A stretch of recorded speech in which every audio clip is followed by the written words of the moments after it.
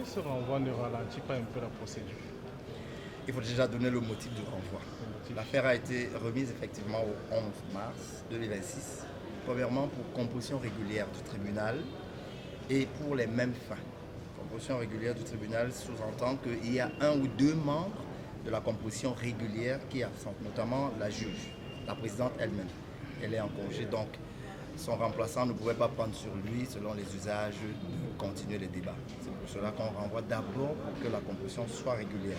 Les mêmes fins, c'est pour continuer les débats, comme laissé la dernière fois, notamment par les plaidoiries de la défense. Et c'est au terme donc de ces plaidoiries que certainement le tribunal mettra l'affaire en délibéré pour décision être rendue. Ça ne ralentit pas l'affaire? Non, ça suit vraiment son cours. Ce sont les impairs qui peuvent arriver dans le cours d'une procédure.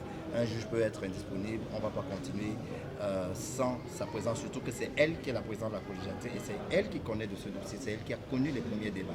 Donc nous sommes un peu liés par cette procédure. Et vous n'êtes pas inquiet du fait que la défense puisse continuer également à avoir plus d'arguments pour essayer de vous contrer? Non, c'est de bonne guerre, c'est de bonne guerre. Ça donne un peu plus de temps à la défense de repréparer leur mémoire de défense, leur stratégie de défense. C'est de bonne guerre. Nous espérons que dès que la composition sera régulière, que les débats suivront leur cours normalement et que nous aboutirons à la décision tant attendue par la société. Alors, un message spécial pour la société? C'est de garder la foi et la confiance en la justice de notre pays. Nous sommes sûrs, nous sommes certains qu'une bonne décision sera rendue dans le cadre de cette procédure. Le renvoi est justifié par l'absence d'un membre de la collégialité qui n'était pas présent ce jour. Et dans de pareilles circonstances, il n'y a que le renvoi qui peut être ordonné. Et donc, un membre de la collégialité qui était présent a renvoyé pour la composition régulière du tribunal. Vous vous souvenez, nous venions plaider. La dernière fois, nous n'étions pas prêts et nous venions là avec les éléments nécessaires pour démonter l'accusation.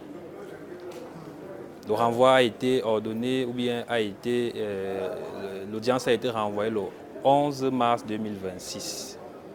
Donc je pense qu'à cette fois-là, nous aurions les éléments nécessaires pour démonter cette accusation. Nous sommes désormais prêts. Un message spécial après passer? Non, nous allons à l'occasion faire savoir la voix de la défense. Nous avions promis ça.